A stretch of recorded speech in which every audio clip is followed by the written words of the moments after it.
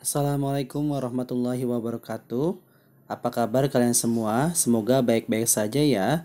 Selamat datang di YouTube channel Bapak Raga Wiranata untuk media pembelajaran online mata pelajaran sosiologi kelas 10 IPS.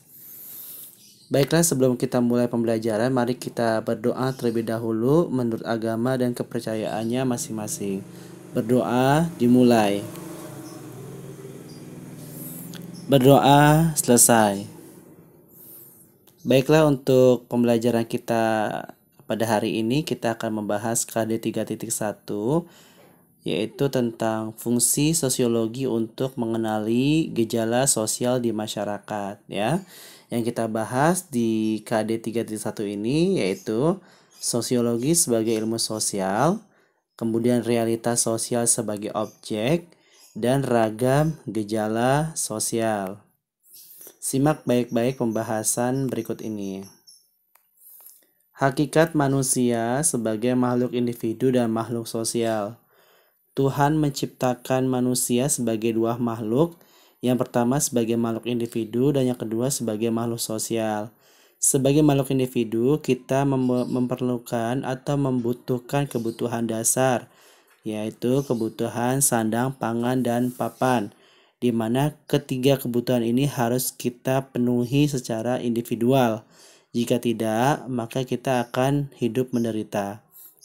Nah, kemudian sebagai makhluk sosial kita tidak bisa hidup sendiri untuk memenuhi kebutuhan-kebutuhan tersebut.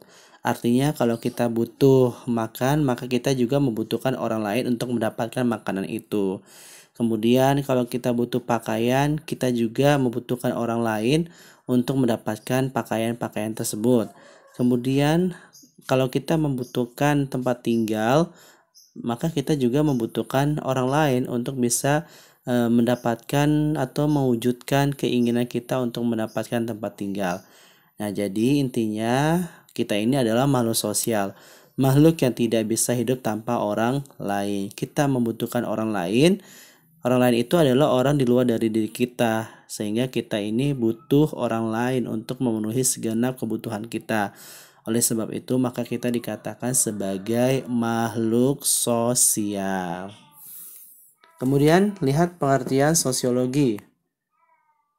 Istilah sosiologi secara etimologis berasal dari kata Latin socius yang berarti teman, kawan, dan logos yang berasal dari kata Yunani yang berarti kata atau berbicara. Jadi, menurut istilah sosiologi, secara etimologis dapat kita katakan sebagai ilmu yang berbicara tentang teman, kawan, atau juga bisa dikatakan masyarakat. Nah, untuk foto yang pertama ini adalah foto Auguste Comte. Auguste Comte adalah seorang ahli sosiolog yang berasal dari Perancis. Ya, dia adalah pencetus sosiologi ya. Pencetus sosiologi sehingga Auguste Comte ini disebut sebagai bapak sosiologi ya, karena beliaulah yang berjasa untuk menciptakan atau melahirkan mata pelajaran atau ilmu kemasyarakatan ini dengan istilah sosiologi. Kemudian Herbert Spencer, sosiolog lainnya, mengemukakan bahwa sosiologi mempelajari tumbuh, bangun, dan kewajiban masyarakat. Jadi di masyarakat ini kita bisa tumbuh, kita bisa berkembang, dan juga dengan kewajiban-kewajiban yang kita lakukan sebagai seorang masyarakat. Selanjutnya menurut Emil Durkheim menyatakan sosiologi adalah ilmu yang mempelajari fakta-fakta sosial, yaitu fakta-fakta yang berisi cara bertindak, berpikir, dan berperasaan yang ada di luar individu. Fakta-fakta tersebut mempunyai kekuatan untuk mengendalikan kita atau individu. Contoh misalkan nilai dan norma. Nilai dan norma itu merupakan suatu fakta-fakta sosial yang mengendalikan perilaku kita sebagai seorang individu dalam hidup bermasyarakat. Bagaimana jika di masyarakat jika tidak ada nilai dan norma? Tentu masyarakat akan kacau dan balau atau berantakan. Jadi di masyarakat perlu adanya nilai dan norma sosial. Untuk apa? Untuk mengendalikan perilaku individu.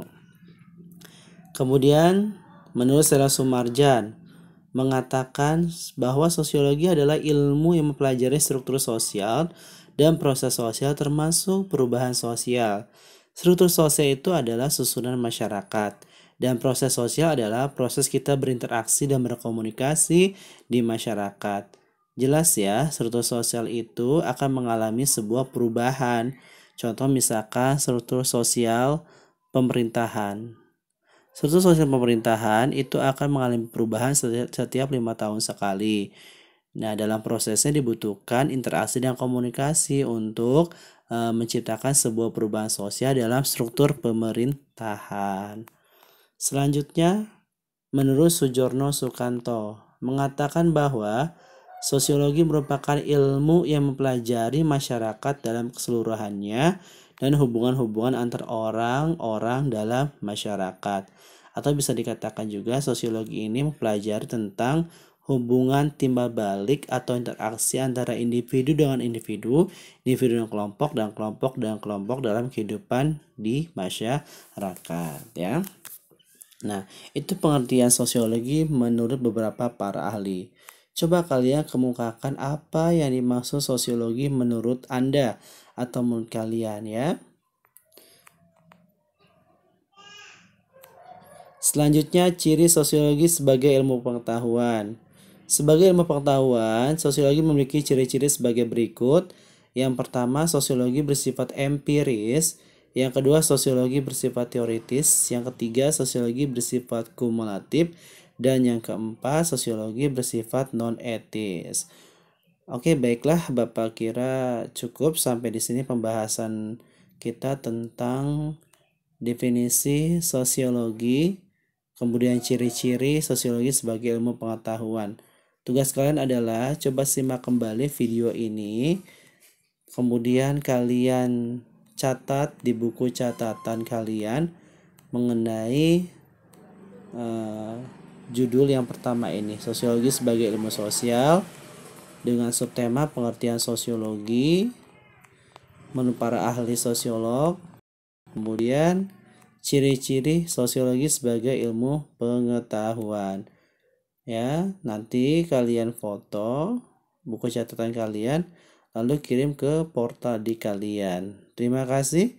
Billahi taufiq wal hidayah. Wassalamualaikum warahmatullahi wabarakatuh.